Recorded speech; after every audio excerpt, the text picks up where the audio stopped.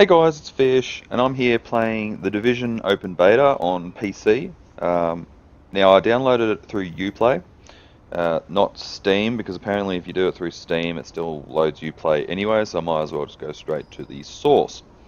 Uh, this is just a very quick and dirty first impression that I've gotten from this game. I've clocked in about an hour so far.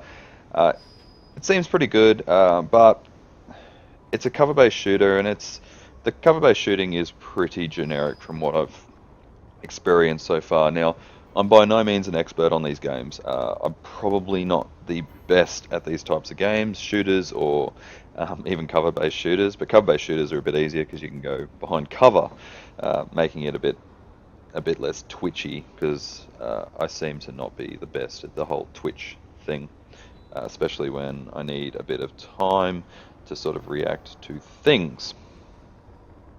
Now, the other thing that uh, it's not just a cover-based shooter though. They're marking this as an MMO, and the way they're making an MMO, they're trying to push it out with a bit of RPG elements. So if I open up my little inventory here, I have weapons. I'll upgrade those weapons, but they're real-world weapons. So I've got an M4 as my primary and an MP5 as my secondary. The assault rifle, obviously, doing a bit better at the long range type combat situations, as it says there, or mid range. Snipers are probably the long range. Sniper rifles are probably the long range, whereas the submachine gun or MP5 being a submachine gun, high rate of fire uh, with low sort of distance. And probably a greater spread as you're using it. I haven't really used the MP5 all that much. I used it when I ran out of my MP4's ammo. So I'm hoping you get a little bit more ammo later on because some of these enemies can be quite tough to kill. Early on, I noticed that the enemies were taking, 2, 3, 4 headshots to die. And these are equivalent enemies. So I was level 4, they're level 4. When I got up to level 5, I did notice that they became a little bit easier to kill. So level seems to impact this game quite a bit. Now, what is the storyline behind this though? Now, Tom Clancy's put his name to this. I don't know how Tom Clancy like it is. It's very near future, and a virus has hit New York. Now, I think they said something along the lines of Black Friday sale. Someone dropped an engineered virus onto New York. Uh, not the best. Uh, Not the best idea in the world because New York's quite a populated area from my understanding, but that's the premise for this game. So you are a member of the Division. Seems to be a bit of a government paramilitary group that's sort of law enforcement, sort of military, sort of CDC or Center for Disease Control. It's not 100% clear at this stage, so we're slowly but surely getting a bit of that storyline. Now, I haven't really gotten too much into uh, the stats here. They don't really explain themselves very well. So electronics, what does that mean? Well, it doesn't really tell me here. Does it tell me somewhere else? Oh yeah, there it does. Electronics. So what does that tell me? Nothing. I find this game is very lacking with the information that it tells me. With different things, what skills do, things like that. Pouches, what can I get in my pouches? Access keys. So I've obviously got a key to unlock some doors, or a tool to make a key. That's the ammo that I can carry. So I can only carry about 600 rounds of my assault rifle, and because the enemies are so bullet spongy, you'll actually find yourself going through that quite quickly. And uh, I have played a couple of missions now where you did get a resupply about halfway through, and you get supplied as you kill the enemies. But if you get quite a few of them, or if you're a bit rubbish at aiming like I am, that's going to become a bit of a problem. I can carry 3 grenades. Well, I've got 4 grenades, but I can only use 1 grenade type at a time, it seems. I haven't really figured that part out either. So the game's a little bit funny at teaching you things. I've torn a weapon apart, and that's given me 1 weapon part. And obviously you can just use these to make items a bit later on. I would say it'd be the crafting the crafting situation. Now, what can you actually wear? Well, I haven't really collected anything by the looks of it. So I'm stuck in my generic little outfit that they dropped me off in. Oh, and you got a pistol as well. So don't worry too much about customization. There is a fair bit of customization though. If you have a look at this MP4, I've actually thrown a grip on it, and you can see that little red grip there, and it helps me be stable by 3%. A little bit boring, but maybe later on it might become a little bit more exciting and a bit more. Yeah, 3% is it's probably a lot early on, but I'm just not excited by. Oh yeah, I got a grip, and it gave me 3% stability. Okay, okay. What else is there to do with this game? It's MMO, so you would expect that it's going to be have a bit of longevity. But the storyline itself, you're searching for whoever's released this virus, and eventually you're going to catch him. And unless they're going to make it so that you can't find this guy very easily, I just don't see them holding on to players for that long based on this storyline. So there must be something in the works further down the line that they will use to hold on to players. Although this game is a simultaneous release on Xbox, PS2. Oh, sorry, PS2.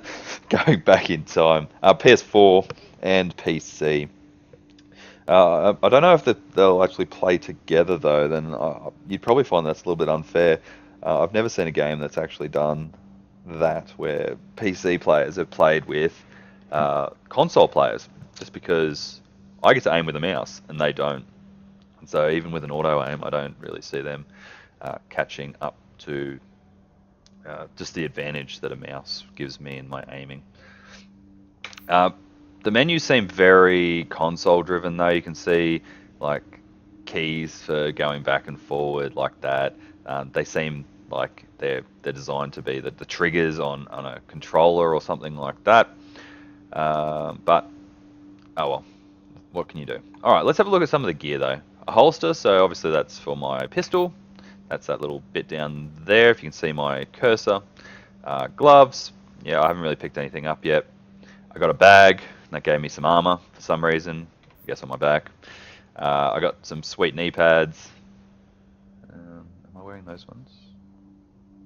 No, I'm not. So I went with the higher armor instead of greater firearms ability, because I haven't really seen what the armor bonus or how much of a bonus that would be, but I'm just going to stick with armor for now. I'd say armor's probably the better stat in most games that I've played, and so I'll err on the side of caution and go with that as well. A mask that doesn't show on my face for some reason. I don't know if I've told it not to show facial things. I'll have to find the stat for that. And just a basic body armor that I hopefully will get some better stuff.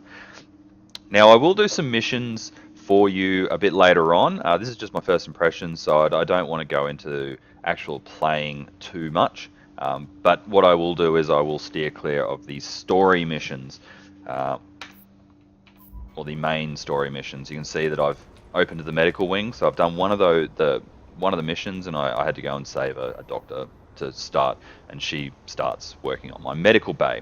So it looks like you can work on these bays. You go out and you do missions, you get supplies of that type, and it will upgrade your base to give you bonuses in, whatever, whether it's items, whether it's abilities or anything like that. I'm not 100% sure at this stage. Now it looks like the security wing will not be available in the beta, but I do have a mission to do the tech wing, so that might be something I do a bit offline, just to have a bit of fun that I'm not showing you guys. But what I will do is I will just stick to the missions, like, something like that. That's just a hostage rescue. It's not really a huge story spoiler, but this one down here was. So I completed this mission where I went in and I saved a doctor. So that... Jesus, it's Christ. Oh, here we go. I want to give a big fuck you to whoever sent me this place. It's knee-deep in dead bodies, which means it's drawing cleaners like flies. If I can keep myself from getting fried, I think I can get the power flowing, but that's a big if. Okay, so it recommends that I'm level 6 to do that as well. So I moused over that mission, and that's the subway morgue. So that's the that was the tech one, I believe. Yeah, the tech wing. So I'm not going to go and do that. Jesus, it's cool. Oh, did I? Okay, I'm not going to spoil that anymore. I might even cut the sound off that, just or cut that completely out. Okay, guys. So I cut that little bit out because it might have been a spoiler for you guys, and I didn't want you to have any spoilers. So what we'll do is we'll just stick to these sort of encounters and things like that, and hopefully that'll give you an indication of whether you think this game's pretty good or not. Okay, so I'm in this area now, this little this little zone here, this Pennsylvania Plaza, level 3 to 5. I haven't really encountered enemies just hanging out in the world, whether that's an oversight on the part of the developers. That's all out of bounds, So I think you got to sort of get out of level 5 before they'll even let you look at going to different places. Now there is a PvP element to it, and I believe this area, the Dark Zone, or DZ, is the catalyst for that. You'll go in there and you'll get good items, but there is a level of danger to doing that. You'll go in there and you'll have to extract weapons out, or items out, and it takes 90 seconds to extract that out, and during that time a player might kill you for those items. So I can imagine it's a bit of a tense moment when you're trying to get these items out. There's nothing too exciting about the base itself. I get a little lost walking around it initially, but it's early days, so that might just be what I'm getting from that side of things. I think that's everything I've got to say about my first impressions of the Division beta. There will be more content on this. I'll probably slow down the content of my other stuff for the moment, just to get the Division stuff out, because it seems to be the most pertinent and time-sensitive type stuff. All right, guys. If you enjoyed this, please give it a thumbs up. If you enjoyed this content, please also consider subscribing.